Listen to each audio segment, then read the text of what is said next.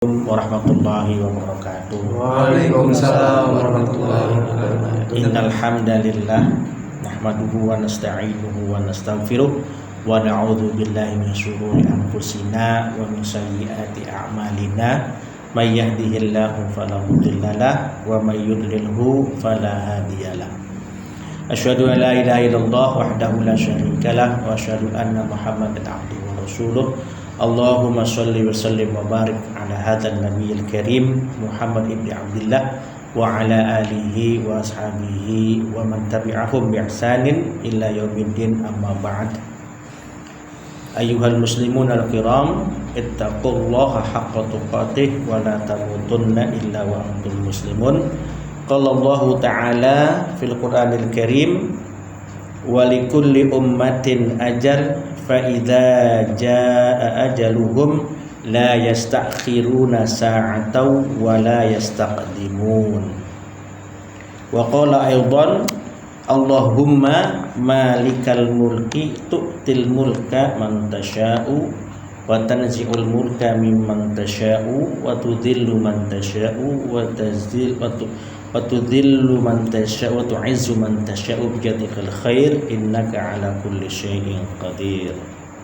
Wa qala Rasulullah sallallahu alaihi wasallam, takunun nubuwah fikum ma syaa Allah laha an takun, thumma yarfa'uha Allah idza syaa ayarfa'uha, thumma takunu khilafah ala minhajin nubuwah fatakunu ma syaa Allah an takun, thumma yarfa'uha idza syaa ayarfa'uha, thumma takunu mulkan 'adhan fatakunu ma syaa Allah an takun, thumma yarfa'uha idza syaa ayarfa'aha, thumma takunu mulkan jabbariyah fatakunu ma syaa Allah an takun, thumma yarfa'uha idza syaa ayarfa'aha, thumma takunu khilafah ala minhajin nubuwah. Para aktivis dinar dirham yang saya banggakan dan juga kaum muslimin dimanapun berada, puja dan puji syukur tentunya kita limpahkan kepada baginda Rasulullah Muhammad sallallahu alaihi wasallam, manusia pilihan Allah. Puja dan syukur kepada Allah Subhanahu wa taala yang telah memberikan banyak nikmat yang luar biasa kepada kita, sehingga kemudian kita bisa menunaikan satu amanat dari pimpinan kita, yaitu Amir Zaim Saidi, untuk melakukan kajian. Jadi beliau beberapa kali ngomong kepada saya untuk diadakannya kajian di mushola ini. Jadi Mas Zaim itu pernah tidur malam di sini, kadang-kadang di rumah, kadang di sini. Itu beberapa kali ya kita ke rumah. Dia suka sekali sama mushola ini gitu tuh, dan dia menginginkan ada kerjaan di sini. Dan alhamdulillah pada hari ini kita bisa menunaikan amanat beliau dalam rangka mengkaji gerak-gerik kita dalam membumikan kembali muamalah maliyah atau muamalah ghairu maliyah.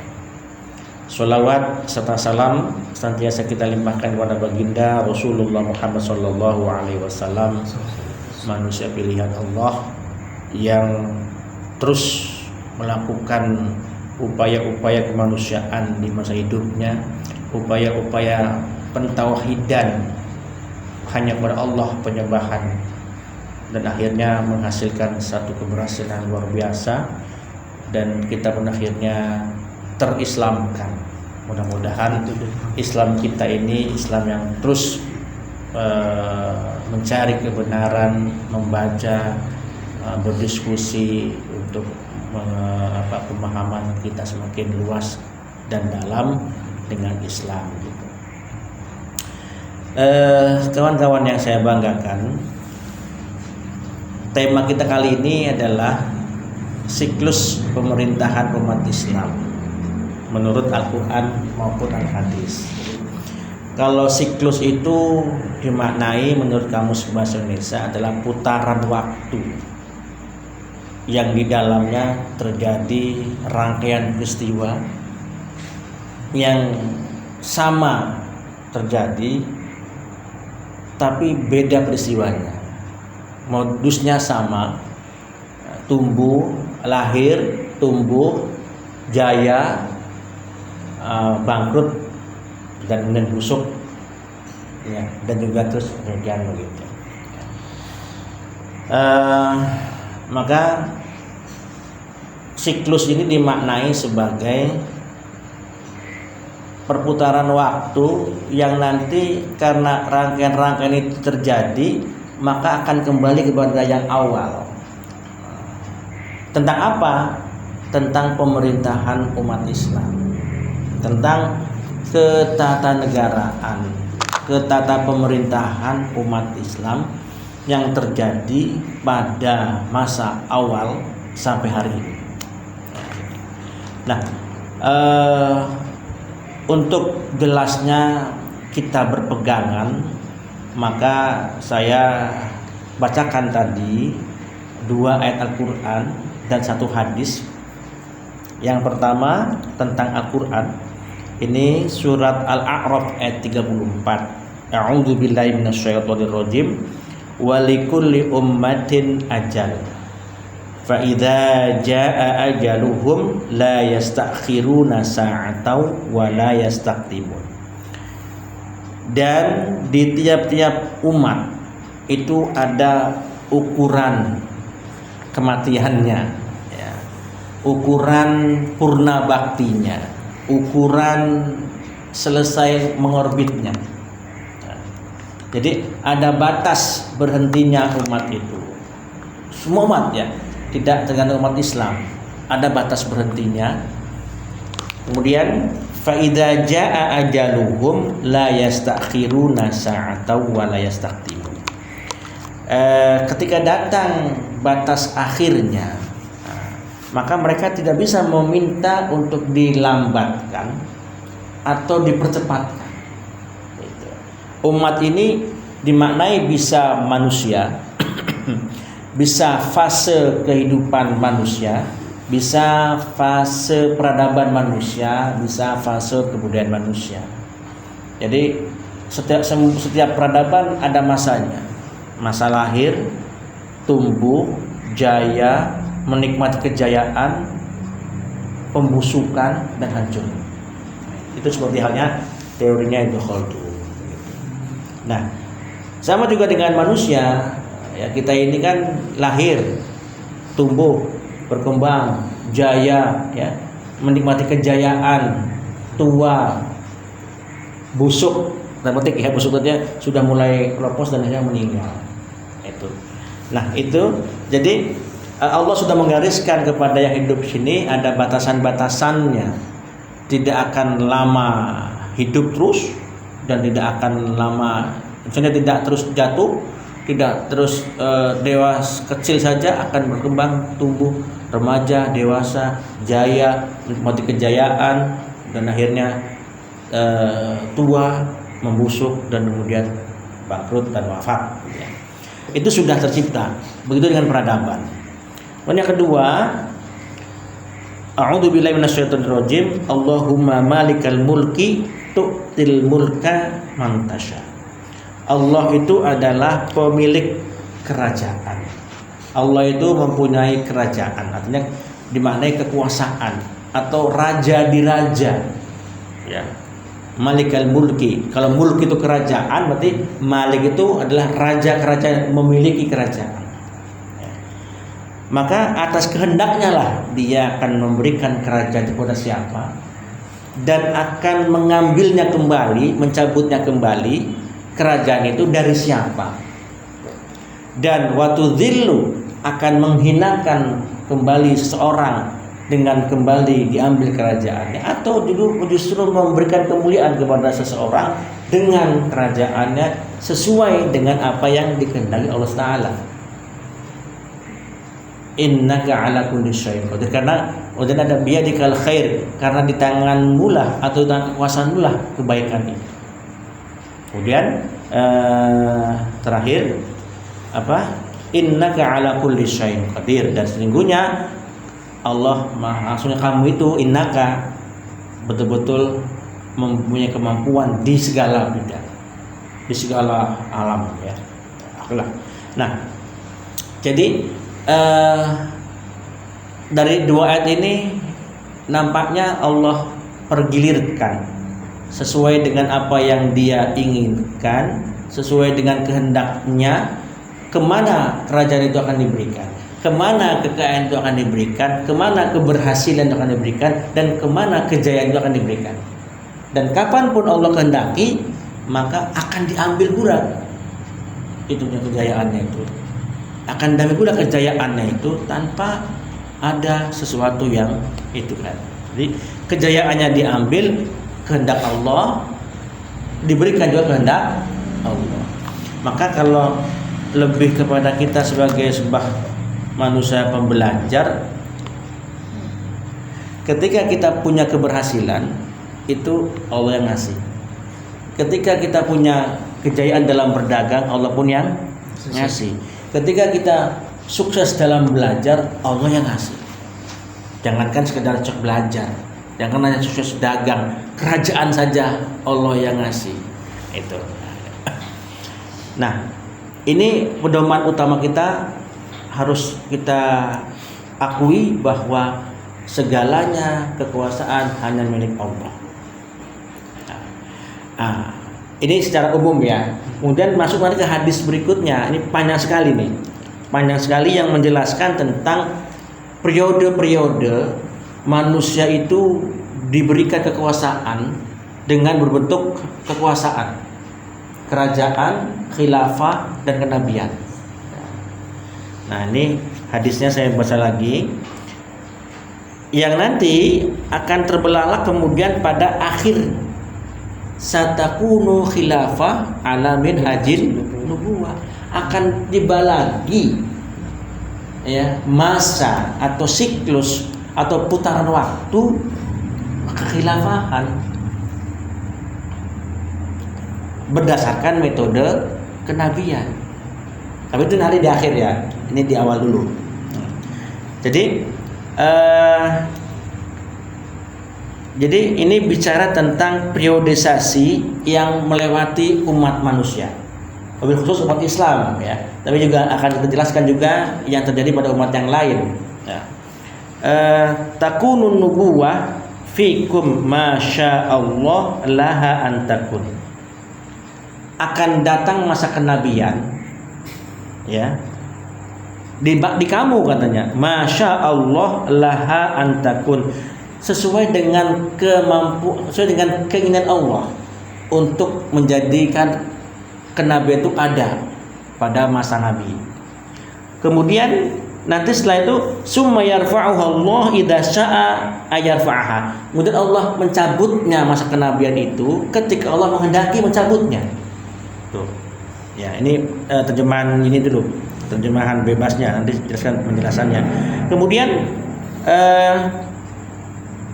summa takunu khilafah ala minhajin nubuwah. Setelah Allah mencabut masa nabi, masa kenabian sebagai penguasa mengatur umat Islam, maka hadirkan setelah itu adalah masa khilafah. Khilafah yang mengikuti metode nabi, al khilafah ala minhajin nubuwah.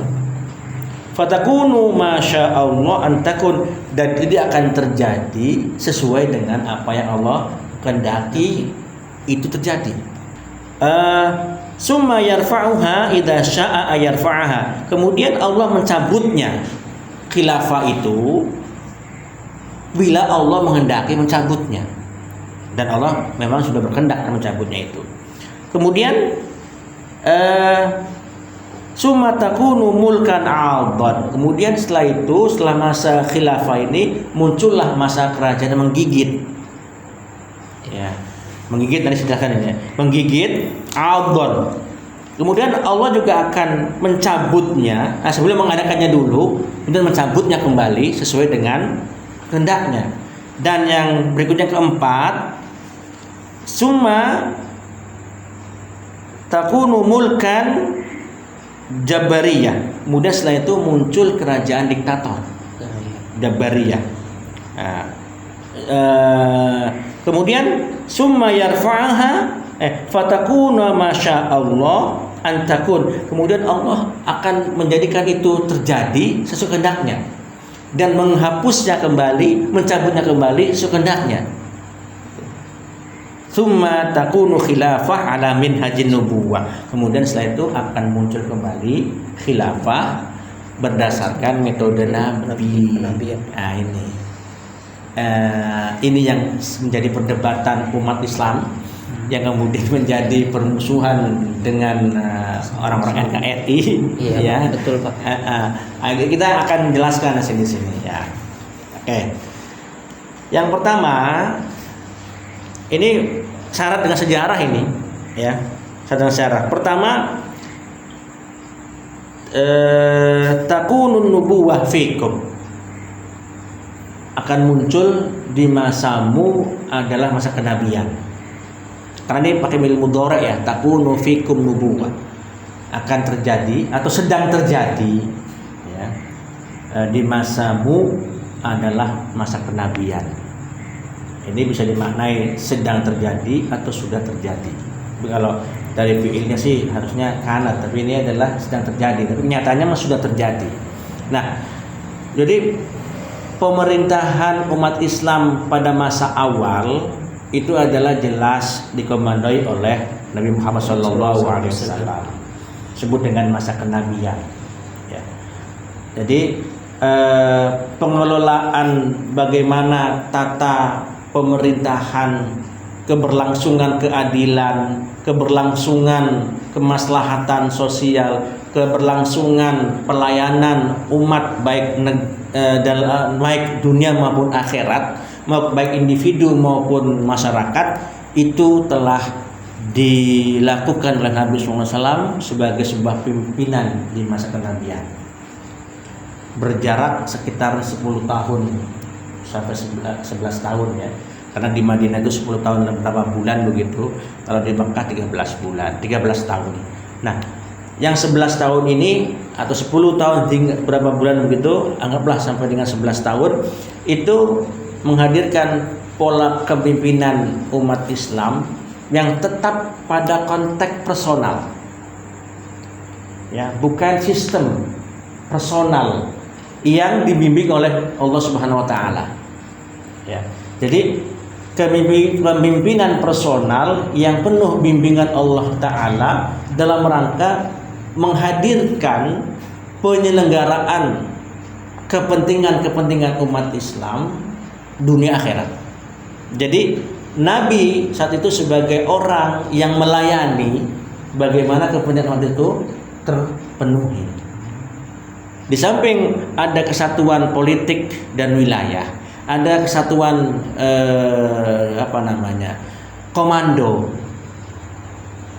maka pelayanan umat Islam dipenuhi oleh Nabi SAW sampai dengan 10 tahun.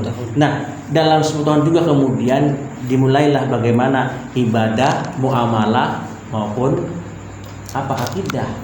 Jadi 3 hal dalam Islam ini terjaga, terpenuhi, berkelindan. Ibadah iya, muamalah iya, akidah iya. Akidah tentunya adalah bagaimana menyadarkan umat ini bahwa yang patut disembah hanya Allah. La ilaha illallah, menegasikan semua Tuhan-Tuhan kecil, hanya Allah SWT. Itu ya. Nah, itu sudah tauhid yang luar biasa.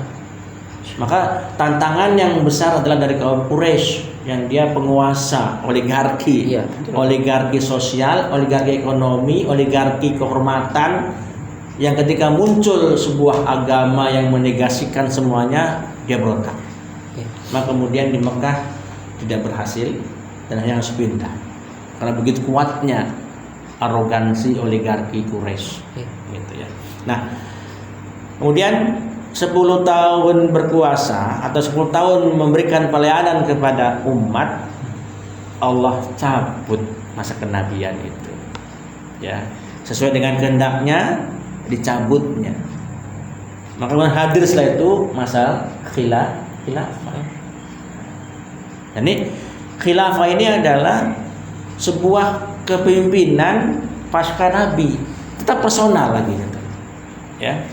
Personal, ada individu yang personal ya, bukan individu personal. Artinya bahwa untuk mengelola dan menyelenggarakan kepentingan umat terletak pada kepemimpinan personal. Bedanya apa? Kalau masa Nabi adalah Nabi mengejawantahkan kerasulannya berdasarkan wahyu, adapun masa khilafah adalah dia hanya melanjutkan risalah kenabian dan pola kepemimpinannya melanjutkan ala Nabi. Jadi proses pergantian pimpinan kepemimpinan personal itu tidak melalui keturunan. Apa yang Nabi lakukan dilakukan oleh Khulafa Rasyidin dengan ijtihad yang mengitari kebutuhan hidupnya. Jadi masa Abu Bakar, masa Umar, masa Utsman, masa Ali itu adalah masa pelaksanaan, masalah pelanjutan tentang yang sudah digalakkan oleh Nabi, baik ibadah, muamalah maupun akidah gitu ya, akidah dan muamalah persatuan. Nah, di muamalah ini kemudian karena kita sering ada muamalah gitu ya, maka dinar dirham menjadi kajian utama. Ya, jadi dinar dirham memang bukan kreasi Muslim secara full. Ya, ada kreasi-kreasi umat sebelumnya. Ada Romawi, ada Persia, ya, mungkin ada Mesir dan sebagainya itu punya saham dalam konteks menghadirkan alat tukar. Nah, karena alat tukar pada masa itu di zamannya hanya dinar dan dirham dan fulus, maka kemudian Nabi menjadikannya sebagai nukudun nabawi, uang Nabi. Mungkin kalau sekarang mah nukudus syariah itu, uang syariah. Kalau ada bank syariah juga uang syariah gitu ya. Nah, itu kemudian hukum-hukum dinar itu kemudian menjalar kepada hukum. Kalau zakat mal ada syarat dan rukun. Di antaranya nisab dan rukunnya. Kalau udah nisab bicaranya dinar dirham. Nah, ini sudah mengenal. Kemudian batasan pencuri dipotong itu kalau dia sudah mencuri 1/4 dinar. Kemudian bisa untuk mahar. Jadi mahar perempuan itu disunahkannya adalah yang bermateri, bukan alat sholat dibayar tunai. Ya, atau Quran dan sebagainya, ada yang bermateri. Emas misalkan 20 gram, dinar misalnya 5 dinar, udah berapa tuh? 5 kali 4 sudah 20. Nah, itu ya. Dan yang lainnya termasuk menjadi alat tukar, alat bayar, alat takar dan alat penyimpanan aset.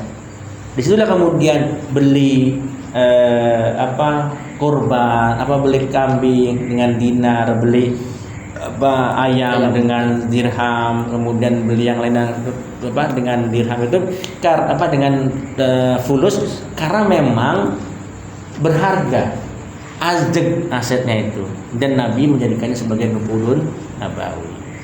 Walaupun masih dipandang digunakannya adalah dinar salib, dirham Persia, karena belum mencetakkan itu. Nah, di masa Umar lah kemudian dicetak di dirham untuk pertama kalinya. Nah, oke. Jadi masa Khulafa Rasyidin 30 tahun. 30 tahun. Iya. Abu Bakar 2 tahun, Umar 10 tahun, Utsman 12 tahun. Jadi berapa tuh?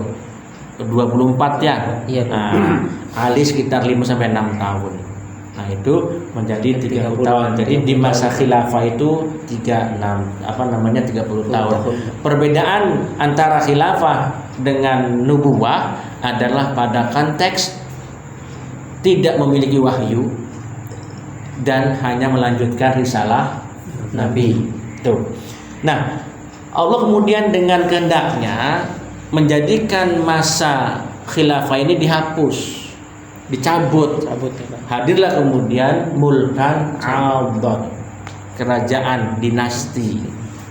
Ada perbedaan memang. Iya Pak. Kalau sudah dinasti adalah turun temurun. Tetapi masih ada kesamaannya dengan masa khulafa dan Nabi adalah satu komando. Di masa Umayyah dan Abbasiyah itu boleh dikatakan satu komando, satu teritorial, kemudian menjalankan syariat Islam. Tapi tanda utamanya adalah penunjukan pimpinan bukan lagi berdasarkan musyawarah dan baiat, tetapi langsung penunjukan kemudian dibaiat gitu. Jadi kayak Pangeran Arif wafat, maka turunlah ke anaknya. Itu sistem kerajaan. Tetapi masih banyak syariat Islam yang dipakai sama dia. Itu. Kalau di masa Khulafaur Rasyidin syariat Islam baik ibadah, akidah, muamalah itu digenggam, tapi kalau sudah masa kerajaan digigit. Kuat mana? Antara digigit atau digenggam? Gimana tuh Pak? Kuat mana? Antara genggam sama digigit? Ya genggam. Ya, genggam kan? Jadi maka kemudian di masa khulafah itu digenggam. Secara Islam itu betul-betul dijalankan, tapi kalau sudah masa kerajaan hanya digigit. Tapi segitu pun masih dijalankan. Dijalankan ya Pak. Iya. Hanya bedanya proses temurun. Kemudian mungkin ada pelanggan-pelanggan yang lainnya lah begitu. Nah, itu hampir ratusan tahun namanya itu. Karena nanti dari mulai Bani Umayyah 90 tahun, Bani Abbasiyah 500 tahun, kemudian Utsmaniyah 800 tahun. Iya. Nah, itu jadi berapa tahun itu? Ratusan tahun ya, lama. Itu hak Allah. Masya'a. Nah, baru kemudian di masa Khulafaur Utsmaniyah Allah cabut, gantikan dengan Mulkan Jabariyah. Kalau versi Islam, sultan-sultan yang ada di negara ini, di wilayah dunia ini terhapus ketika Sultan Utsmaniyah terhapus. Ya. Nah, dan kemudian muncullah negara-negara bangsa nasional, nation state itu negara kayak Indonesia. Nah, ini kayak. Jadi Allah menghendaki perjalanan Mulkan Adad, kerajaan dinasti ini sekian ratus tahun lamanya panjang, kemudian diganti dengan apa? Kerajaan diktator. Ini kalau dari isinya ya. Mulkan Jabariyah, kerajaan diktator, cuman diperhalus dengan kerajaan tersistematis. Jadi yang dulu memimpin itu berdasarkan kepimpinan personal, baik oleh Nabi, oleh pemilihan Khulafaur Rasyidin atau oleh penunjukan turun-temurun. Tapi kalau sudah kepada masa Mulkan Jabariyah ini, ada kemudian untuk menjadi pemimpin harus melalui tahapan-tahapan. Itulah demokrasi. Itulah pemilu, itulah partai, itulah threshold itu yang 20% itu kalau mau jadi presiden harus didukung oleh partai-partai jumlahnya 20%. Sistem itu. Iya. Untuk Anies maju aja untuk begini. Itu. Nah, jadi sekarang kita hidup di masa siapa? Bukan Jabariyah. Nah, di masa siapa? Di kapan? Itu harus mengerti.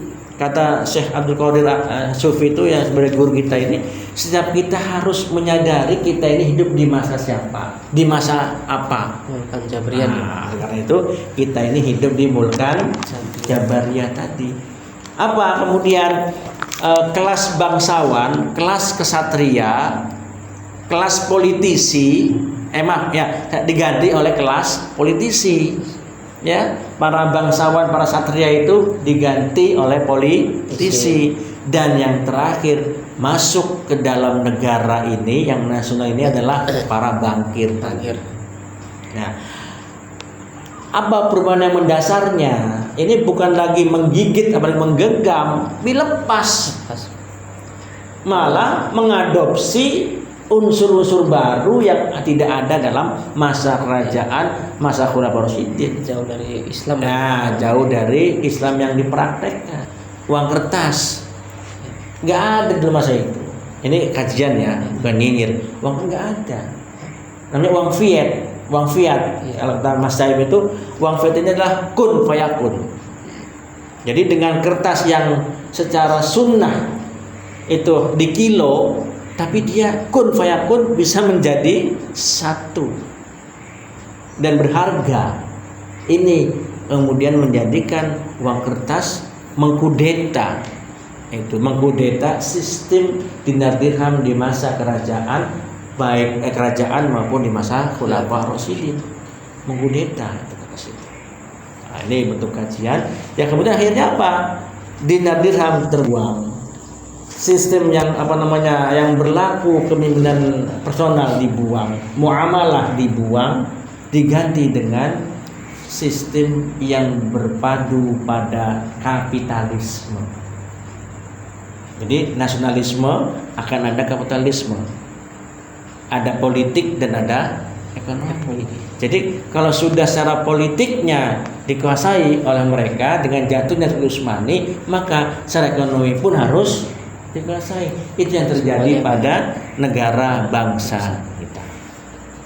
Jadi untuk eksis di sini ini, maka dijadikan uang kertas ini menjadi sirik dan sihir, tipu muslihat gitu tuh. Ya, yang awalnya uang kertas, awalnya dai utang itu kan, kita kasih utang, Anda nitip dinar sama saya ya, saya kasihkan uangnya, itu kan dia. Dan ini berkuasa betul. Dan yang lebih menyakitkan lagi adalah warna-warni. Ya. Warna merah paling tinggi ya di kita ya. Nah, bisa nggak warna merah itu? Nol aja. Iya, nol aja. Bisa nggak itu warna merah itu diganti dengan warna coklat berjumlah 10? Mau nggak saya ditukar gitu. jenengan warna merah, punya merah ya, saya tukar dengan warna coklat 10, mau nggak?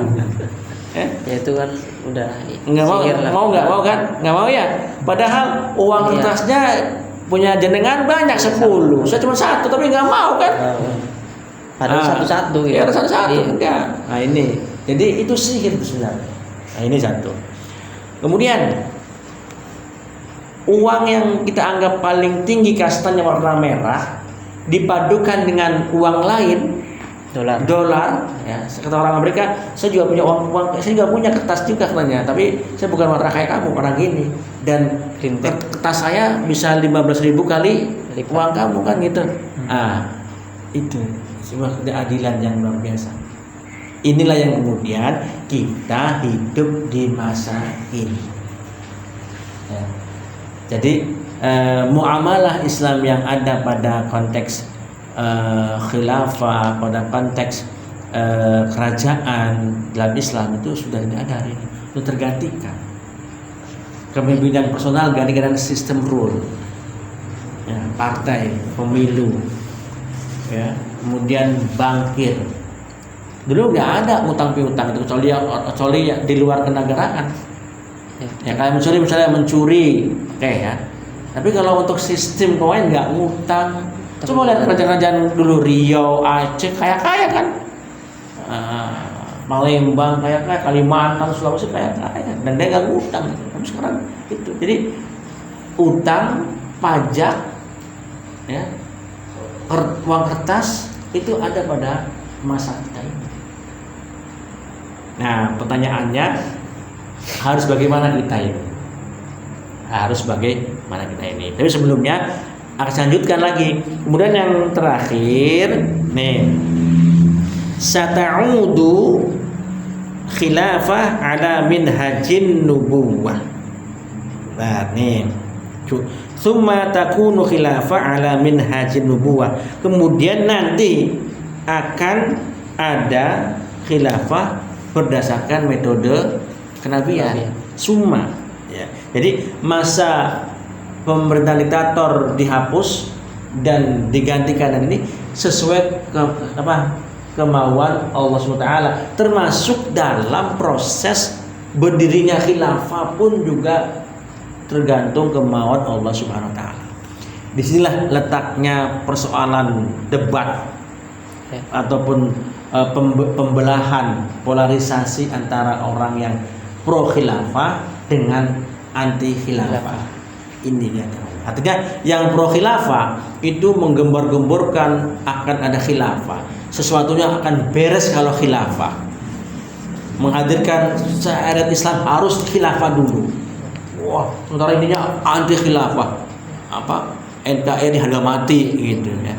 Nah, gimana jalan tengahnya? Kita kalau meyakini hadis ini sebagai sebuah benar-benar benar, maka walaupun ditutup-tutupi khilafah itu nggak akan muncul. Walaupun ditutupi dengan kebencian, radikal, intoleran akan muncul. Ya. Dan kita yang pro khilafah, saudara atau yang orang lain, tidak usah kemudian menggembar-gemborkan khilafah. Itu urusan Allah Subhanahu wa Ta'ala. Sebagaimana Allah menghapus kenabian, menghapus khilafah, menghapus kerajaan, menghapus Mulkan Jabariyah misalkan ini, itu Allah saja. Nggak usah kemudian kita fatwakan ramai khilafah yang ini yang muncul lagi yang ada dirinya gitu tuh. Maka kitanya gimana? Ya sudah kalau gitu kita nggak usah lagi berpikir kapan khilafah ada, karena itu sudah wewenangnya Allah Ta'ala. Yang penting adalah bagaimana kita bisa meniti tata cara kehidupan seperti yang terjadi pada masa sebelumnya. Tuh, apakah kerajaan, apakah khilafah, apakah nabi. Itu yang pentingnya itu. Jadi tidak usah nunggu khilafah, tetapi kita ingin menghidupkan kembali apa yang ada pada masa kerajaan, masa khilafah, masa nabi. Di antara dalam konteks muamalah adalah dinar dirham, pasar. Nah, di antaranya itu tuh ya. Kemudian tidak terombang-ambing dengan yang baru. Bila kamu tersesat jalan, kembalilah ke pangkalan jalan. Maksudnya ke pangkalan jalan itu kepada sumber orisinil pelaksanaan Islam adalah Madinah.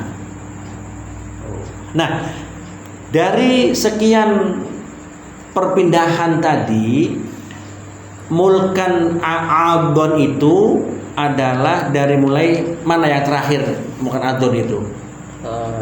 Istanbul. Mana Istanbul itu? Utsmaniyah, ya, itu Istanbul itu. Itu kan sebagai prototipe ya. Kemudian setelah itu kemana lagi? Sebelum itu kemana? Sebelum Istanbul? Bukan. Andalus boleh ya. Bukan. Maksudnya kotanya. Kan Ankara. kita prototipe ya. Sebelum ke pangkalan jalan nih. Jadi kalau Anda tersesat jalan, kembalilah ke pangkalan jalan. Pertama Istanbul itu sebagai pusat kerajaan Utsmani kan. Oke. Setelah itu sebelum itu mana? Ke arah timur atau barat, Pak? Timur tuh ya Ankara, Pak. Bukan. Abbasiyah. Iya. Apa tuh? Yaitu Baghdad. Ini iya. prototipe pelaksanaan Islam ala Baghdad. Ya, Baghdad. Oke ya. Setelah Baghdad, apa sebelum Baghdad Pak? Ke timur lagi. Madinah. Belum. Apa? Ibu kotanya Umayyah, Bani Umayyah. Ini Utsmaniyah, ini Abbasiyah, ini Umayyah. Apa kalau ibu kotanya? Damaskus. Sebelum Damaskus apa lagi? Hijaz, Pak. Sebelum Damaskus apa? Hijaz. Kufah. Sebentar Kufah itu. Nah, yang terakhir adalah Madinah. Maka kemudian kita tersesat di zaman khilaf, di zaman diktator ini, atau di jalan sistematis ini, di zaman uang kertas ini, di zaman pemilu ini, kembali ke pangkalan jalan yaitu Madinah. Maka guru kita Syekh Abdul Qadir Sufi itu kembalilah ke pangkalan jalan itu, kembalilah ke Madinah. Jadi nggak usah nunggu khilafah, tapi belajar dari proses pusat Islam, baik Istanbul, Baghdad, kemudian Damaskus, Kufah, kemudian Madinah. Kita menuju ke Madinah. Walaupun Istanbul juga masih pakai dinar dirham, Baghdad juga masih dinar dirham, sudah masuk sudah dirham, maka Madinah juga makanya dirham lah. Tapi Madinah lebih kepada mengapa Ahlul Madinah, karena memang inilah pangkalan jalan kita menurut Syekh Abdul Qadir As-Sufi. Jadi dia mencoba mengambil kembali barang-barang yang dibuang di masa kerajaan dan khilafah, di masa kerajaan diktator. Nah, ini yang disebut dengan siklus pemerintahan umat Islam. Nah, kita sekarang ini zaman hidup ini, negara supaya bisa hidup ya ngutang, kemudian untuk bayar utangnya dengan ngutang lagi atau jual aset atau menaikkan harga barang, harga pajak kemudian harga barang. Nah, ini perlunya kita ini berjamaah dalam konteks tinggal ini adalah kita ingin menuju kembali kepada Madinah. Nah, karena disitulah originalitas pelaksanaan syariat Islam. Gitu. Ini yang bisa saya sampaikan kaitan dengan siklus pemerintahan umat Islam. Nah, mudah-mudahan ada manfaatnya. Barangkali ada hal yang mau ditanyakan, didiskusikan, mangga ya, berkaitan dengan siklus penabian. Dan nanti itu ada penjelasan dari Amir juga berkaitan dengan kita ini. Jadi sebagian saya merujuk kepada Amir, sebagian lagi dengan hadis ini. Karena saya kirimkan di grup siklus juga, siklus atau dan zaman perubahan lah, ada saya kirimkan nanti menjadi pelengkap nanti di. Itu baik, ada pertanyaan ya, saya kira bagus sekali untuk adakan diskusi ya. Yang juga kajian kan, pelajaran itu kurang guyon ya, ada dia dan sebagainya, dan ada diskusi. Kalau Syekh Abdul Qadir As-Sufi itu kelahiran tahun berapa, Pak? Nah, ini yang saya belum hafal ya, saya berapa itu. Dia awalnya mu'allaf tuh. Oh iya. Mari kita pelajari sejarahnya. Kalau nggak salah 1936. Sekarang tuh udah wafat ya? Udah wafat. Belum lama wafatnya juga. Oh iya. Mohon maaf, saya belum tahu secara pasti. Iya. Tinggal nanti saya merujuk kepada sejarahnya. Dulu dia namanya Ian Dallas. Oh iya. Dia mu'allaf, lalu kemudian menjadi pemimpin. Nah, kembali kepada pergeseran siklus pemerintahan. Tadi kan di umat Islam ya, termasuk juga di Barat itu jadi siklus pemerintahan Barat itu, mobil khusus berkaitan dengan bergeser dari kerajaan ke sistem demokrasi, sistem kapitalisme. Di mana? Di revolusi Prancis, ya semuanya. Yang dulunya kerajaan kemudian menjadi republik, kan, kaum republikan gitu tuh. Yang kemudian akhirnya menghilangkan kepemimpinan personal, ganti dengan sistem. Kalau mau jadi presiden ya harus pemilu cuma partai, harus menang ya. Kalau nggak bisa ya nggak bisa. Nah itu. Nah, kemudian kita ini kata Lukas Sofi adalah the beginning in the end. Jadi mulai di masa akhir. Artinya kita ini mulai masuk di ambang batas awal perubahan. Karena dalam mereka persoalan demokrasi kapitalisme itu sudah mulai membusuk. Jadi kita ini the beginning in the end. Mulai di akhir. Artinya dalam bahasa gampangnya kita ini mulai di ambang batas menuju perubahan. Gitu. Beginning in the end. Nah, karena itu kita harus berharap optimis bahwa hidup kita ini baru dimulai. Awal perubahan bukan di akhir. Di awal perubahan untuk menuju satakunu khilafah ala minhajin nubuwah. Kita bukan lagi bicara kapan khilafah itu hadir, Tidak perlu, itu urusan Allah Ta'ala. Tapi yang perlu adalah kapan kita ini menuju kembali Madinah. Kapan menuju kembali originalitas Islam dilakukan. Kapan ada perubahan, restorasi, ya, terutama dalam hal muamalah. Karena nyaris muamalah umat Islam pada hari ini itu tak beda dengan muamalah orang lain. Iya, betul. Mereka mereka menjembang, kita menjembang. Mereka masuk asuransi, kita masuk asuransi. Ada bank sekuler, ada bank Islam. Ada asuransi sekuler, ada asuransi Islam. Kita ikut semua itu sebenarnya. Iya, betul. Nah, jadi dalam konteks Syekh Abdul Sulaim ini adalah atau Syekh Umar Fadilo ini bahwa kita ini ikut-ikutan aja. Dan bank Islam sebagai kuda Troya. Apa sih maksudnya kuda Troya itu ya? Jadi kuda tunggangan untuk menghadirkan umat Islam masuk dalam bank. Jadi adanya bank Islam itu untuk menyedot umat Islam dan uangnya ke dalam sistem perbankan. Walaupun ini yang sering tadi oleh guru-guru itu seperti itu.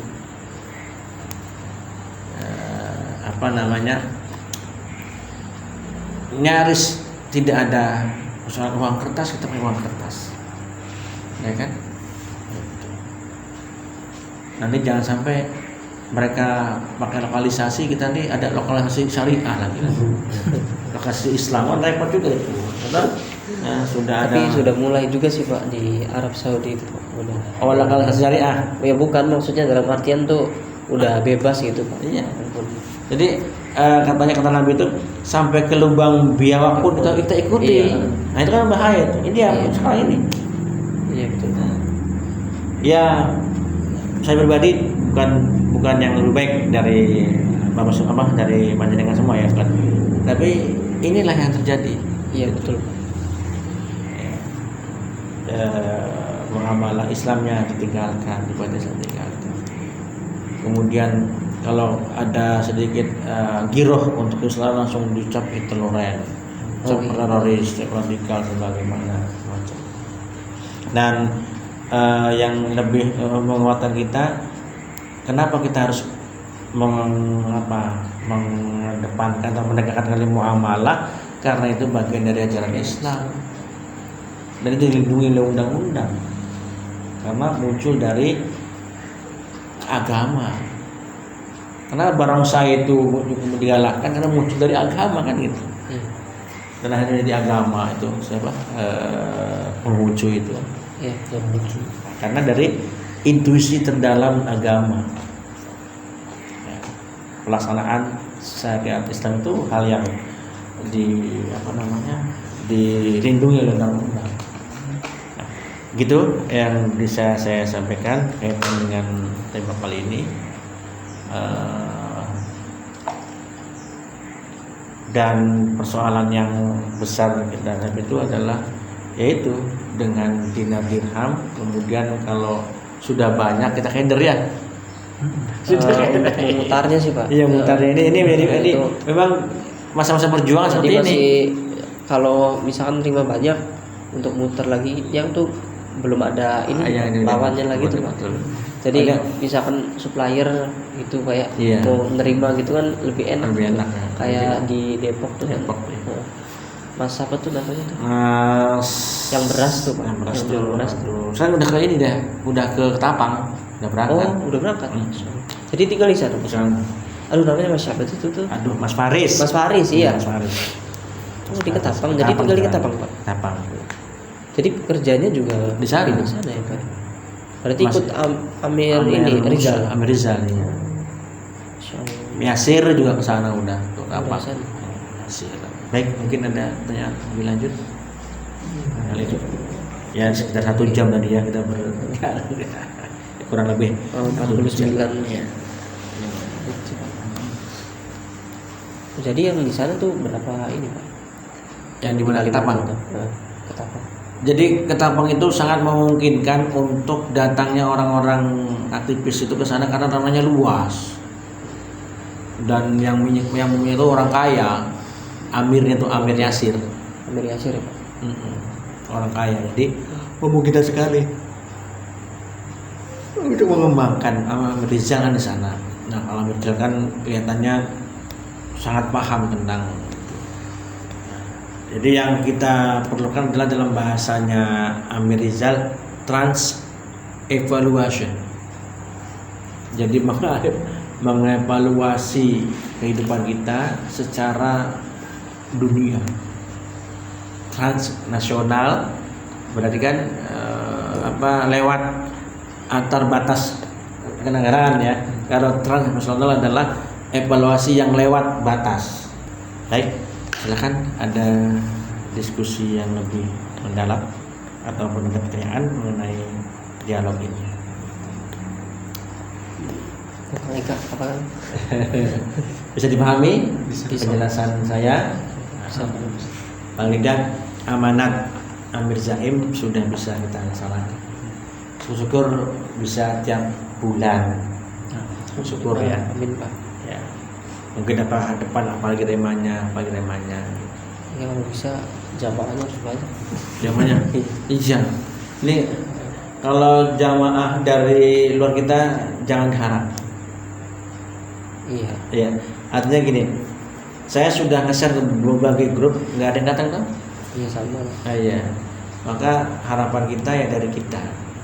Maka yang perlu diperkuat adalah kemudian kita ini banyak kawan-kawan yang lebih banyak ikut hadir. Kalau untuk ini Pak, untuk jumlah cetakan hingga dirham sendiri itu jumlahnya berapa Pak? Kalau boleh tahu. Amir tuh Pak. Saya nggak tahu. Udah banyak kali stok itu. Nggak, maksudnya ya dirhamnya tuh Pak, itu berapa keping gitu? Kalau Yang tersebar Yang aja tersebar sudah hampir 12.000 1.000. dan tersebar luas. Kalau dulu Nah, ya sekarang waktu pas lagi berhenti di cetakannya. ya waktu itu Amir pernah cerita.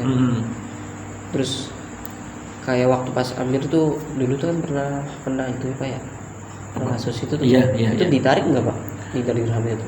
Masih banyak yang tertunda.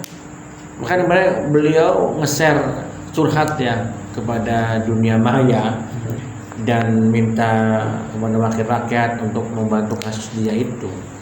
Ada 13 keluhan berkaitan dengan kasusnya dia.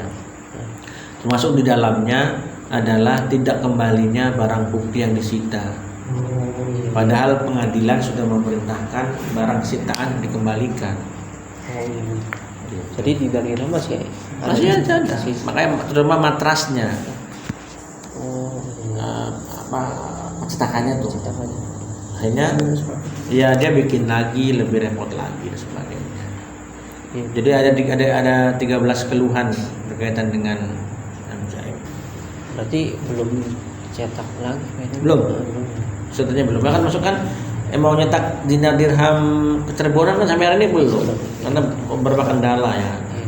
Ntar Pak pikir dulu. Bikin dulu. Oke. Sambil ngopi dulu. Sambil ngopi supaya nggak tinggal. Mas Eka, tolong bikinin saya lah. Supaya Mesti bakatnya.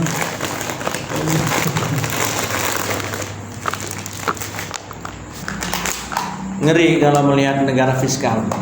Oh iya Pak. Negara fiskal itu negara pajak. Jadi bangunnya sebuah negara itu hanya adalah ngutang dan pajak. Iya. Nggak ada pembayaran yang lain. Itu memang sudah didesain oleh mereka. Negara-negara ini harus pada konteks pajak dan utang. You bisa kayak kami di London, gedungnya bercakar langit, aspalnya mulus, tolnya banyak, gampang ngutang saja. Dari mana dibayarnya? APBN. APBN dari mana? Dari pajak. Pajak dari mana? Yang Rakyat. Intinya mau penindasan nih Pak ya. Ada di situ. Di ini, di aqua. Panas gak airnya Mas? Panas ya, syukurlah. Ayo bikin yang lain, kopinya nih. Oh, yang bikinnya tes, ya ini es ya. Mas Abik es yang ini ya. Nanti di warung bubur aja esnya. Jadi kamu masih kak? Udah. Nanti lah. Nanti ya keburu pulang nanti. Bubur pulang. Boleh lah. Iya. Dan Pak Jendral sebenarnya Iya. saya sih nggak kalau materi yang bawa sampai paham. Nggak ada pertanyaan. Nggak ada pertanyaan. Ya. Tapi yang bikin pusing saya tuh PM kita. Kendala di PM kita. Oh iya. Kan saya di sini udah nyatet kurang lebih 10 Ininya ya, persoalan PM ya. Yang ketahuan sama kita. Nah, itu. Tapi beberapa sih udah pernah dibahaskan dulu waktu kita ke Depok di mobil, sama Pak Zaim juga. Pasti beberapa udah dipercaya solusinya, tapi yang bikin bingung tuh kita mulai dari mana dulu? Apakah kita seringin adain PM, apa kita nyewa tempat dulu, atau kita perbanyak iklan itu di YouTube medsos itu, atau edukasi itu kita dari mana dulu itu belum. Jadi gini, itu semuanya kita jalankan. Dan mana yang memungkinkan dijalankan. Kayak pasar muamalah dijalankan, kita jalankan. Iya. Astagfirullah. Ya. Kemudian yang memudahkan. Kalau susah nih, kalau nyewa tempat kan susah kita, belum mampu punya tempat. Ya sementara ini yang memang perjalanan pasar muamalah itu didasarkan kepada wakaf, tanah wakaf yang tidak berbayar. Bukan berarti kemudian kita tidak bisa bayar per jamnya gitu, tapi kita berangkat dari semangat ajaran ini bahwa berangkat dari wakaf. Itu sudah kita jalankan. Kajian sudah kita jalankan, kan gitu tuh. Hanya persoalannya kita hasilkan mata nasrullah gitu, kapan pertolongan Allah gitu datang. Datangnya kok gagal dulu begitu tuh. Nah, ya saya kata sih gagal sih enggak sebenarnya, karena terus terpola kan kegiatan itu. Hanya persoalannya tidak menambah orang gitu. Yang datang tidak tambah, tidak bertambah banyak. Nah sekarang dengan proses kesempatan di alun itu memungkinkan untuk terus berdagang, ya, menerima dinar dirham dan juga menerima rupiah gitu. Dan ya apa yang kita bisa lakukan itu kita lakukan, Mas. Ya. Kemarin dialog dengan Masjid Baru kita lakukan, tapi kemudian gagal ya sudah, mana lagi kan gitu tuh. Ya. Dia masih ragu kan, mereka khawatir dan takut kan. Oh iya Pak, betul. Iya, takut. Iya sih Pak, banyak kan juga. Iya sih. Iya. Nah, padahal kata si Mahfud MD itu transaksi dengan Dita itu sah. Saya kirim ya ke grup. Pernah kirim Pak saya? Udah Pak. Iya. Udah pada tahu. Iya kan? Udah pada tahu. Iya, di grup yang lain, maksudnya di grup itu masih takut itu. Kayak di Megu itu saya jelaskan dengan gamblang bahwa ini sudah terjadi di mana-mana sekirim itu, ya tetap tidak bisa. Awalnya mau tapi saya desak udah nggak bisa. Dan itu takut atau gimana Pak? Takut dan pemahaman yang minim. Iya sih. Karena dinar dirham ini kan hal yang baru bagi mereka. Kita lah bagi umat Islam bukan yang baru. Disangkanya apa itu radikal kan biasanya. Ternyata di kitab kuning ada. Di Al-Qur'an semua pesantren ada semua kitab kuning. Maka kemarin Mas Zaim ngirim di Facebook itu perpaduan antara ibadah dan muamalah sangat mantap sekali nih kalau pesantren menggunakan dirham, karena di kitab kuningnya tercipta ada dirham. Pesantrennya juga itu juga. Iya. Nah, tapi kan tidak dilaksanakan. Iya. Ini jangankan orang yang awam, yang ngerti Islam juga susah. Iya Pak. Anda masih lebih baik dari mereka yang lain ini. Karena mau menggunakan janda dalam kehidupan dan bermuamalah, mau hadir ke sini, bukti itu. Oke. Nanti insya Allah kalau ada rezeki kita mau mengundang yang paham zikir, yang kemarin pernah ngomong Om Jaim tuh.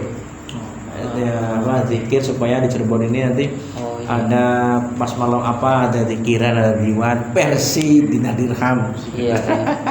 Tapi enak dong kalau saya sendiri nggak bisa untuk memimpin melafalkan itu. Saya nanti makanya entahlah kalau sudah kelihatan beres registrasinya itu saya undang mereka 2-3 hari. Saya undang anggota Cirebon, ayo di sini.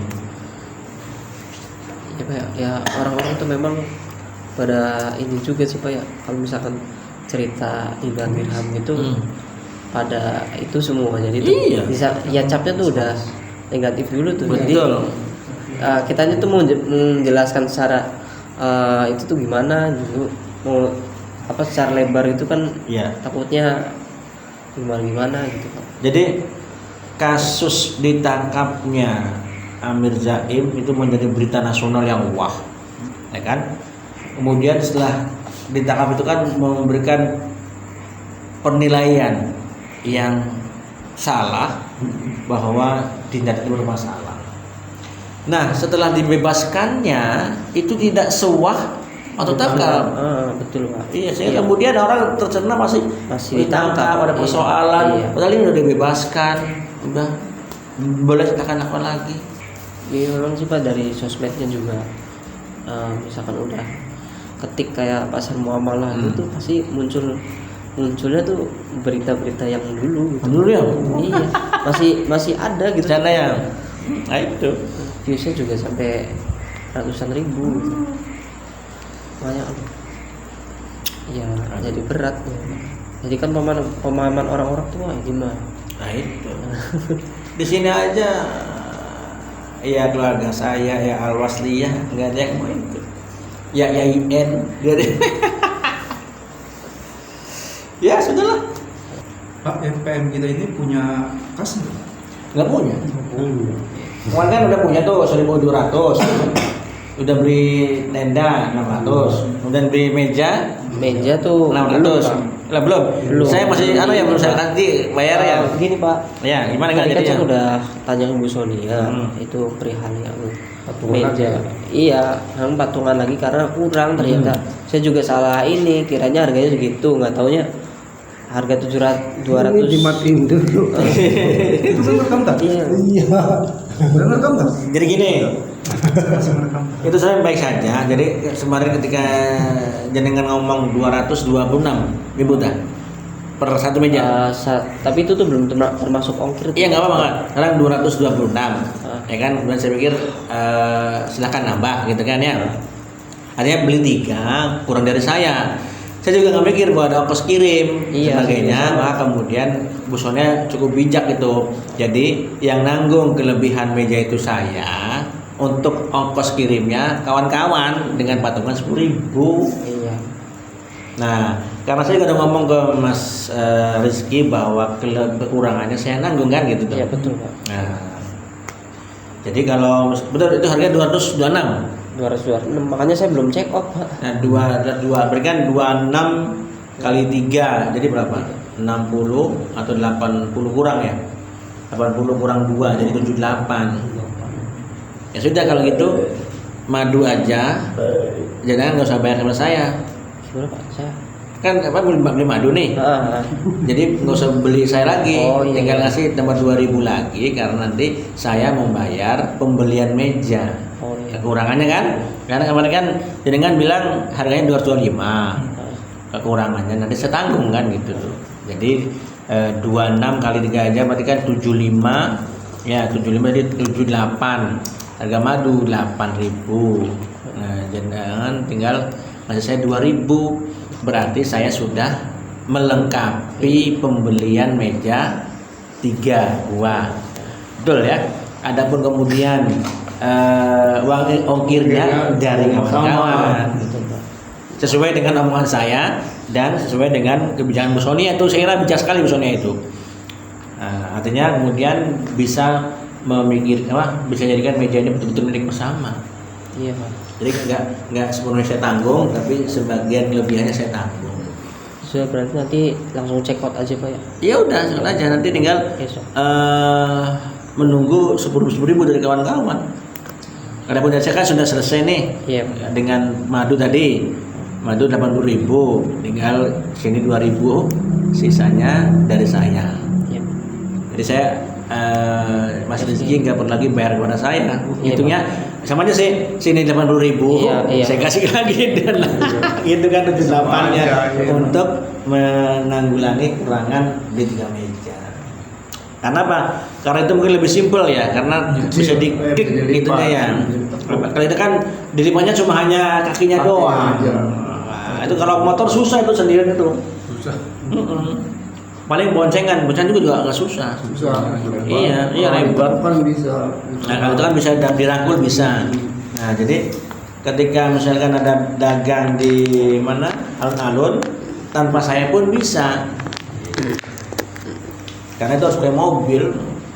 Itu ya deal ya masalah madu tuh ya. Jadi tinggal bikin tulisan aja Pak ya, menerima pembayaran dengan ini. Ya. Iya spanduk, paling ukuran meja aja berapa? Meja 3 meja ya, 3 meter ada kan, kali setengah meter ada. Itu meja berapa? 1 meter ya? 1 meter ya lebar panjangnya? Panjang full gitu. Panjang full ya? Kayak si punya Sony ya Pak. Kayak punya si Amar dah. Kayak samping kan berarti Amar bawa meja tuh. Iya. Kemarin. Iya kayak gitu. Kayak gitu ya. 1 meter ada berarti ya. 1 meter berarti. Ya, kalau 3 meja berarti 3 meter. 3 meter.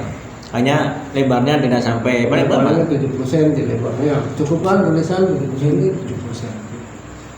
Gitu. Ya udah nanti itu saya sudah siap sudah melakukan apa yang saya katakan. Tinggal nanti patungan buat bikin tulisan apaan? Ya, buat patungan buat ongkirnya itu tuh. Oke, terus bikin tulisan. Kayak sih iklan tulisan. Kita mau nanya itu soal kas itu, itu kas yang dari kapan ya Pak? Itu sudah lama, sejak masih di MI MTS ini kan. One Kid. MI dulu, ini MI kita nih. Yang sekarang nih yang di sini kan tercermin untuk meja, untuk tenda gitu kan. Nanti patungannya 100 gitu tuh. MTS apa? Itu Iya nanti MTS juga ada berlangsung itu. MI juga kemudian ke MTS. Maka terkumpullah kemudian 1.200.000. Dan buktinya Bu Sony ada tuh tenda kecil 2x3. Enggak ada tendanya. Ada itu ya. Nah sekarang nanti tambah dengan meja. Tenda juga kan harus dengan mobil tuh, nggak bisa dengan mobil. Itu kasnya nggak jalan lagi Pak? Ya kalau mau jalan bisa, nanti kasnya gini. Jadi iurannya itu seusai dagang, seberapa saja, seikhlasnya.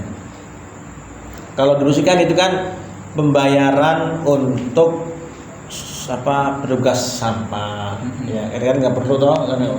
Nah itu ya udah untuk kebutuhan kita, boleh tuh. Jadi kayak contoh kasus masjid itu kan untuk menghidupi kebutuhan masjid kan dengan kas, bayar listrik, bayar marbot, bayar apa kebersihan itu kas. Nah kita pun bisa juga demikian. Jadi menggunakan sunnah di masjid, sunnah di pasar, katanya bukan dimaknai sebagai pajak atau pungli, tapi dimaknai sebagai sedekah.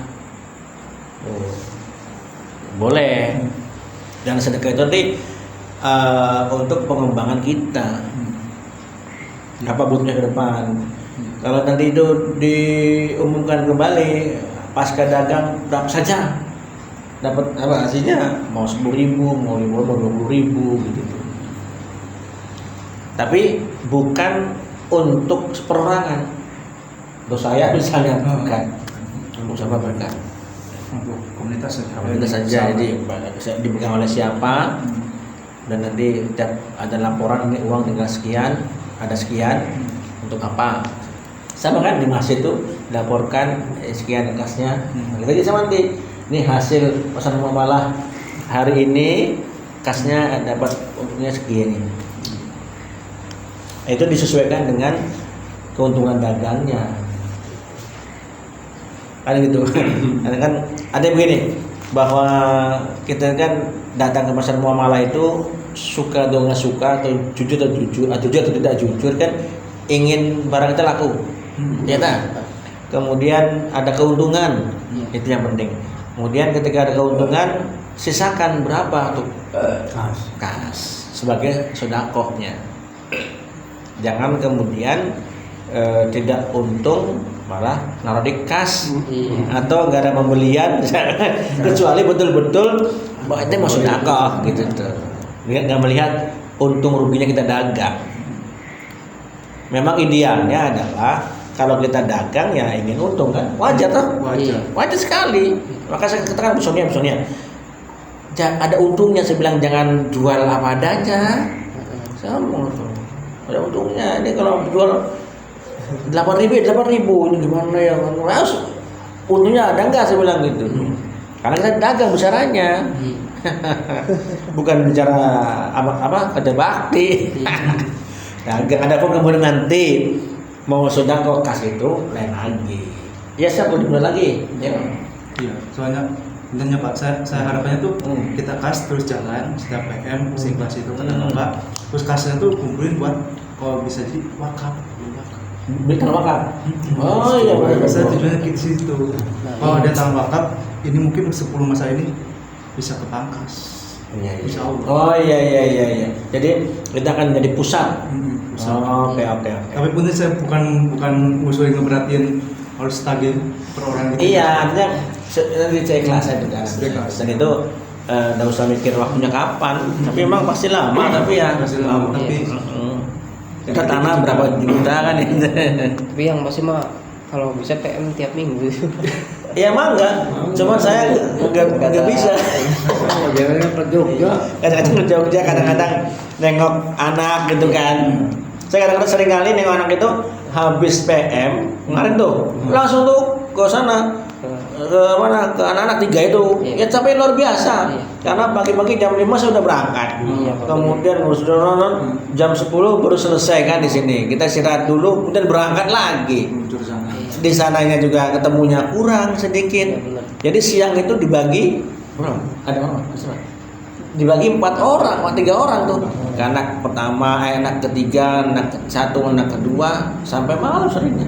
Malam ya belak-belik. Idealnya memang di pagi hari just ke anak ke-1, anak ketiga agak lama. Jadi paling nggak sore udah pulang. Ataupun ya semuanya pertemuannya lama lah begitu. Tapi ya karena sudah sepakat bahwa tanggal 6 PM ya saya harus manut kan gitu. Ya beberapa kali saya ikut PM berbarengan dengan jenguk anak. Kan anak itu kan pasti perlu sembako, perlu duit bayar makannya. Kan saya harus ke sana bawa karena tidak cukup dengan duit. Ini ya. Ya kan ada. Ya nantilah kalau nanti punya anak di pondok ngerasain. Mas Jaka juga udah merasakan kali ya. Pak, saya butuh ini Pak. Banget ya Kang, ngerasain banget. Ya itu ya biasa lah. Iya. Anak orang tua ya sudah punya anak yang butuh itu begitu. Bagus tuh usulanya tuh Mas. Wakaf tunai sifatnya. Kayak Allah saja itu kan wakaf tunai jalan. Tiap bulan tapi kecil.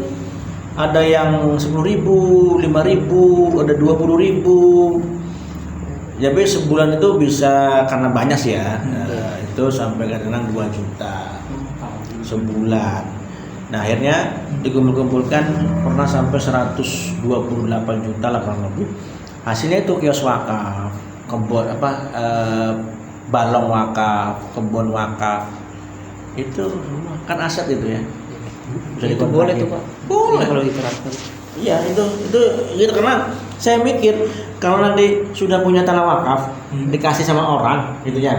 Itu kan untuk mendaya gunakannya supaya nggak nganggur, itu kan dengan duit. Iya kan? maka otomatis harus nyari duit. Maka duitnya bukan pinjam di bank, tapi ya gelontorkan lagi program wakaf tunai. Alhamdulillah ini periode kedua nih sudah terkumpul sekitar 70 juta. 70 juta. Ya, tapi dari kemarin dipinjam untuk biaya bangunan itu di M itu 20 juta. Ya, itu dipinjam bayar. Itu dari yang tiap bulan itu. Dulu kan tiap pengajian itu ada kencelengan, tapi nggak teratur gitu tuh. Hanya kemudian masa saya jadi majelis dakwah tercatat terus, dilaporkan terus.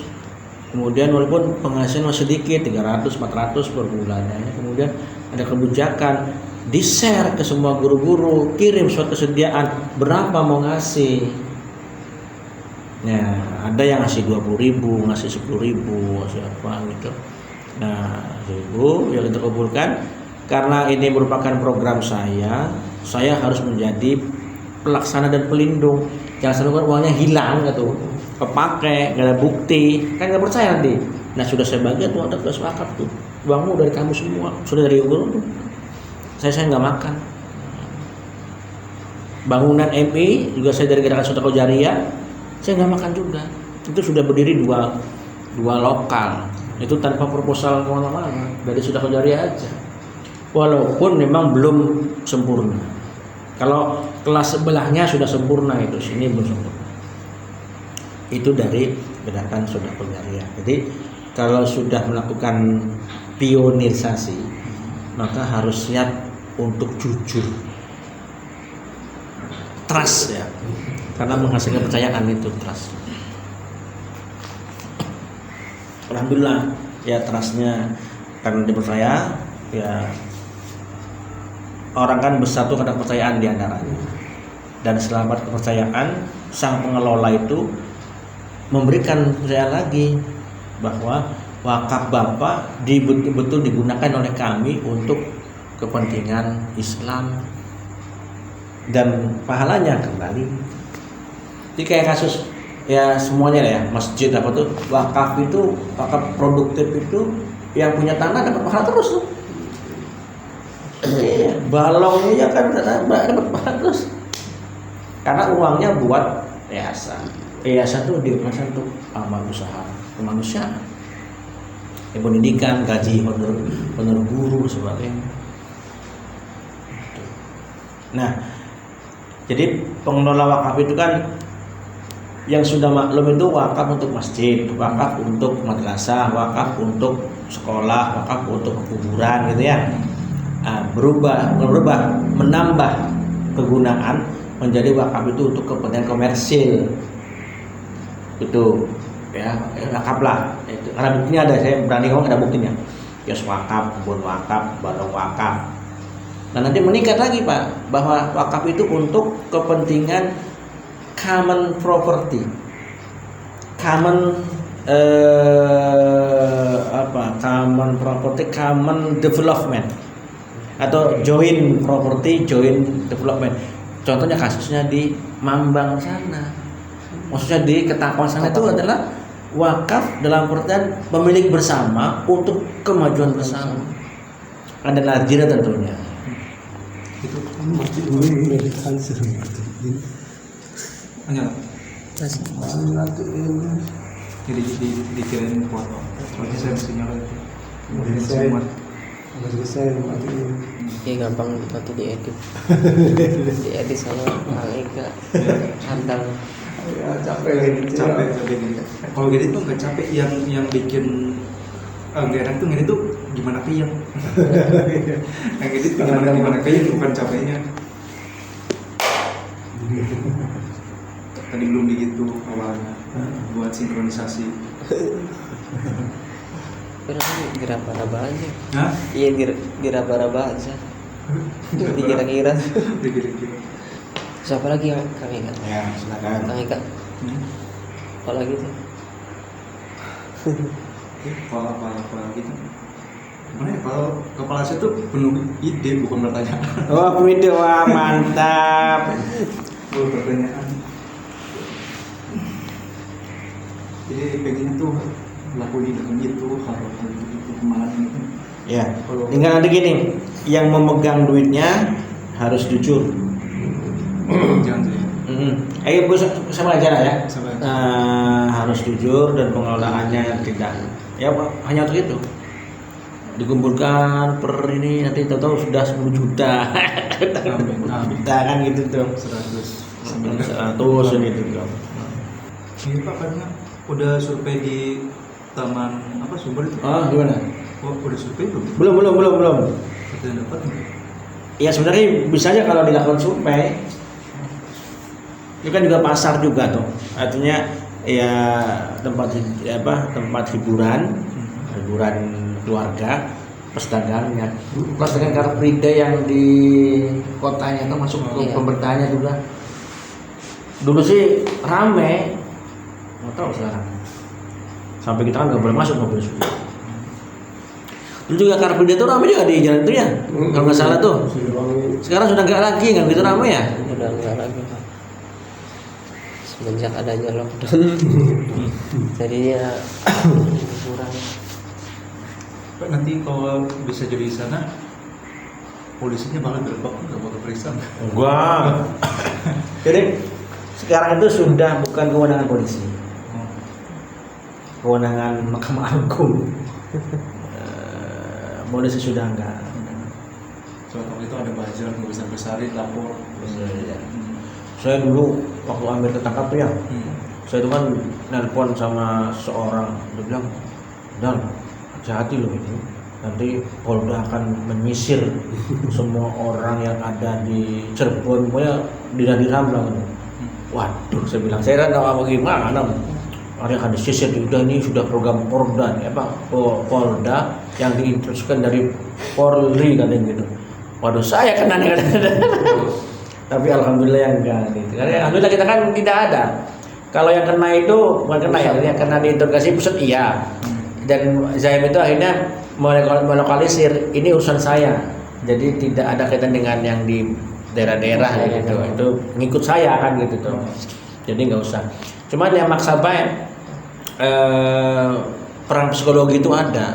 Termasuk di Madiun, Jogja, Medan itu didatangi aparat dari polsek sampai Polda. Jogja yang itu. Mendang dinas perdagangannya datang polisi dari sektor sampai dengan Polda itu bisnain itu. Hanya dia karena trauma mungkin ya pindah ke Semarang.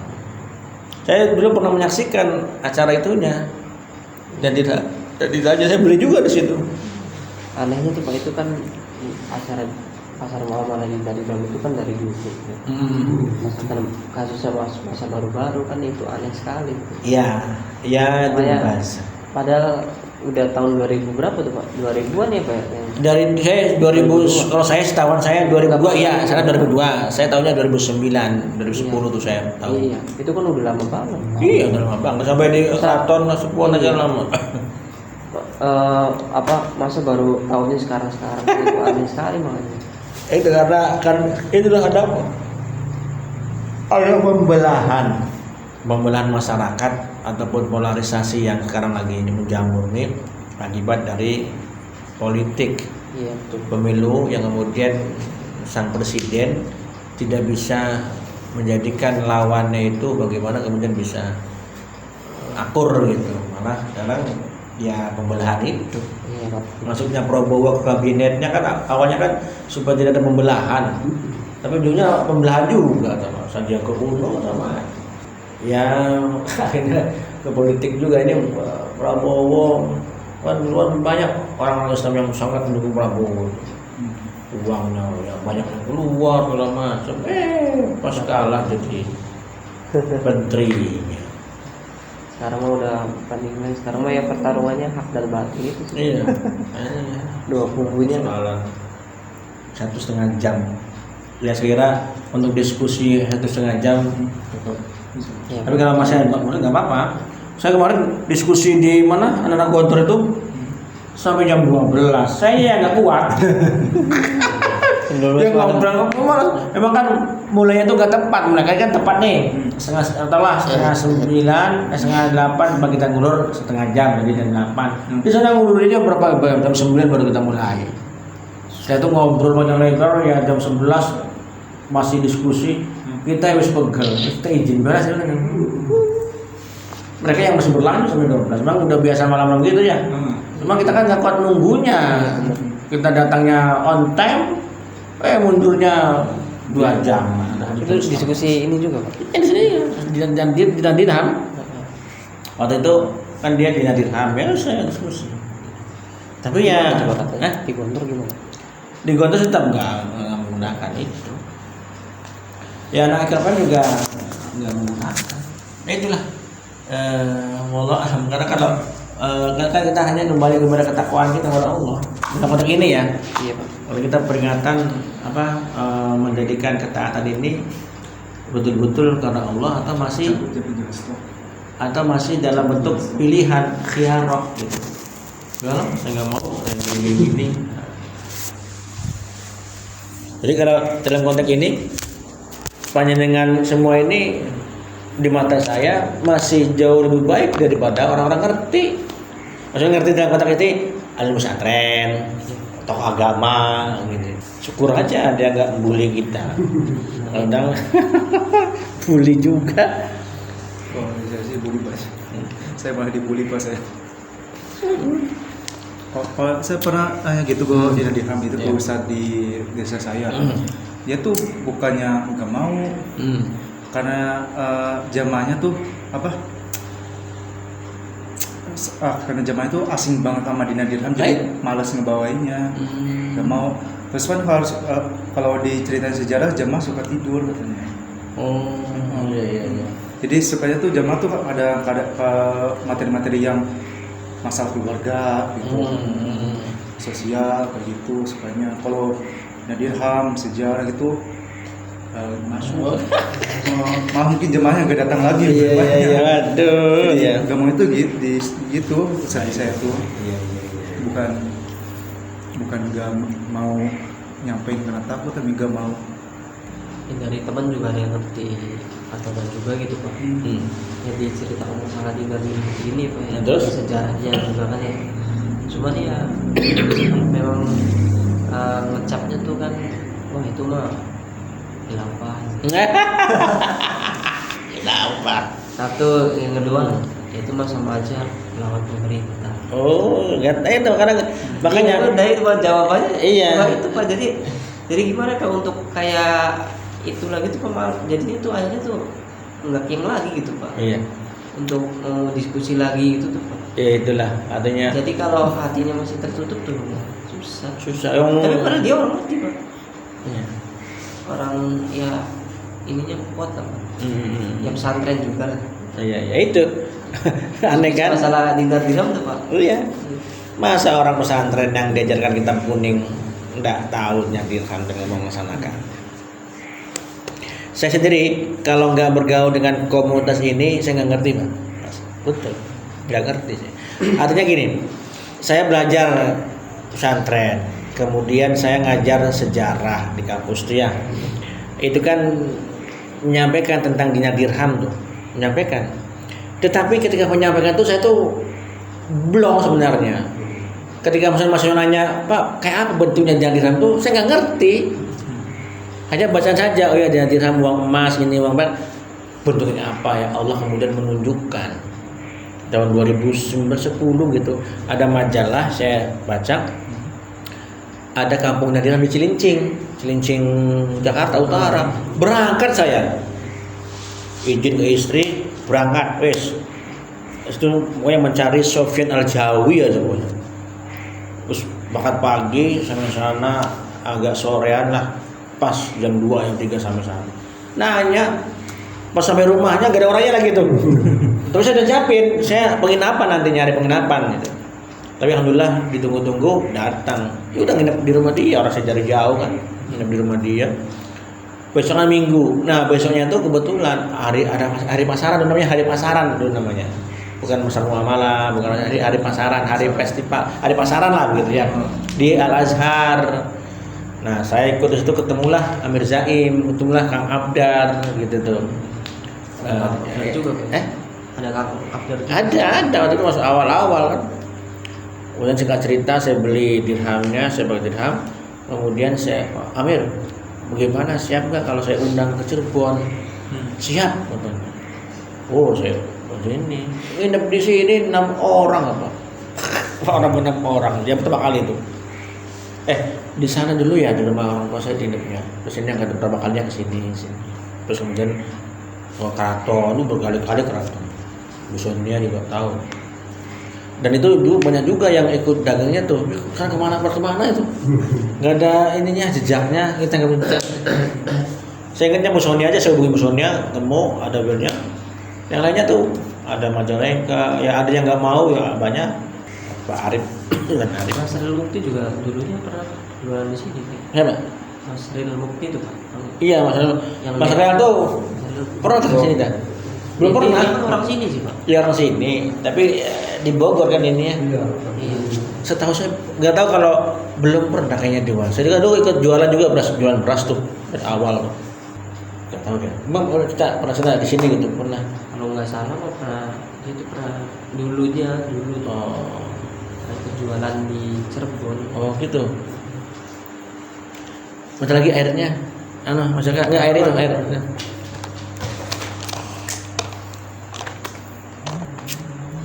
Jadi saya alumni pesantren.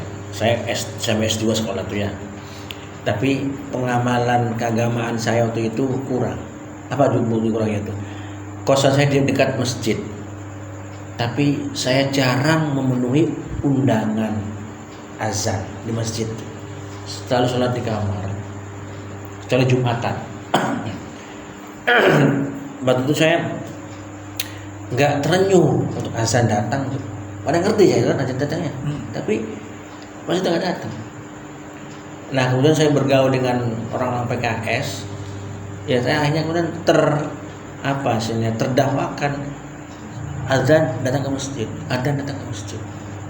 Sampai hari ini kalau mungkin saya nggak ketemu dengan PKS, ya ibaratnya nggak datang ke masjid itu. Ini manfaatnya bergaul dengan aktivis dakwah ya. Saya 2004 udah ikut kajian sebeginilah, 4 orang 3 orang. Murabi saya itu ya menemani ya, hanya tambah kuat keimanan dan sama keagamaan. Oke. Itu udah selesai. Tahun 2009 2012 ketemu dengan orang minat dirham. Itu membuat saya juga berubah. Masalah riba itu saya tahu sejak dari pesantren, minjam di bank itu riba. Tapi karena tidak punya komunitas atau teman-teman yang mendorong untuk tidak riba, tidak minjem, ya minjem. Untung tapi minjemnya juga nggak gede. Yang pertama 12 juta, minjem kedua 20 juta. Padahal sebenarnya bukan 20 juta, 17 juta. Itu karena tidak punya komunitas. Nah setelah saya muda saya nggak mau lagi, nggak mau. Saya udah menyatakan tidak mau lagi minjem di bank. Terakhir itu saya ketika ganti mobil ke Grand Extra, waktu itu kan masih bagus Grand Extra ya. Itu saya pinjam berapa ya? Ada 20 atau berapa tuh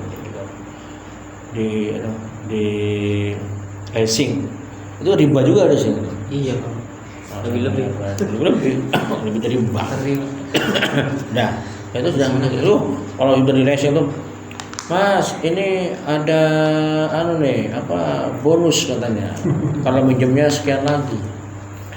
Bu, saya bilang ini aja mobil masih bagus, masih enak kan gitu tuh. Karena saya karena pembayar utang yang setia, setia tuh setiap tanggal 3 bayar. Semuanya. Akhirnya kan, Mas, ini ada tambahan lagi. Iya, tambah lagi.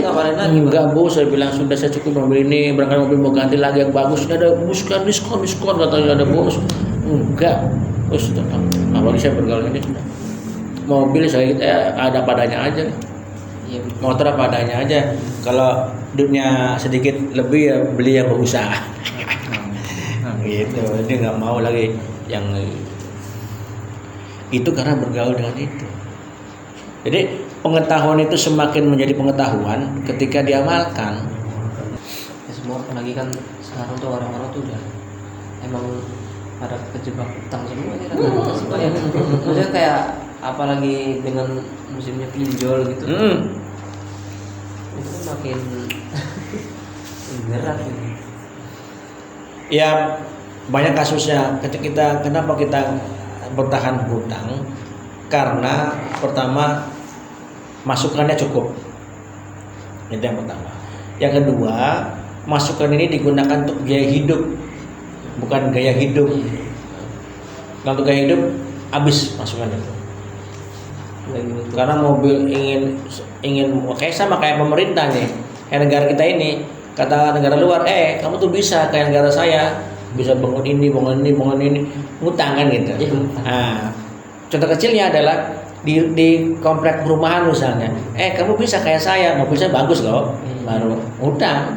Bisa loh, kayak rumah saya bagus loh, ngutang. Kan gitu sama aja jadi. Maka udah ngutang lah, mobil ganti. Bayarnya ngetil, ibaratnya kayak Jepang ngetil. Ini rencana gimana? Ada yang nginep? Kalau nginep memang musola. Masa sih nginep Pak? Nginep? Kurang jauh. Oh iya. Kalau nginep, Rizky nginep? Iya. Temen Sambil temenin. temenin Kang. Temenin ya? Nggak apa-apa, di musola nggak? Nggak apa? Di musola nggak apa ya? Ikut kayak Amir Jaim. Iya. Jaim di sini. Ini kebetulan lagi ada anak saya di kamar rumah itu, biasanya anak saya sih. Mas Jaka nginep sini? Pulang. Wah, ada apa? Oh gitu ya. Dua. Ayo motor kita masukin ke dalam. Temenin Kang Eka. Iya, siap.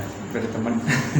Atau bisa di musola atau nanti kita gelar karpet di daerah di tengah itu ya. Nanti gimana sih? Ada pilihan. Yuk kita minum bubur dulu sesuai dengan apa yang tadi saya katakan. Siap. Ya. Yuk. Mari kita tutup kajian kita ini dengan membaca kafaratul majlis. Subhanaka wa bihamdika asyhadu an la ilaha illa anta astaghfiruka wa atubu ilaik. Mari tutup dengan baca hamdalah. Alhamdulillahirabbil alamin. Wassalamualaikum warahmatullahi wabarakatuh. Waalaikumsalam.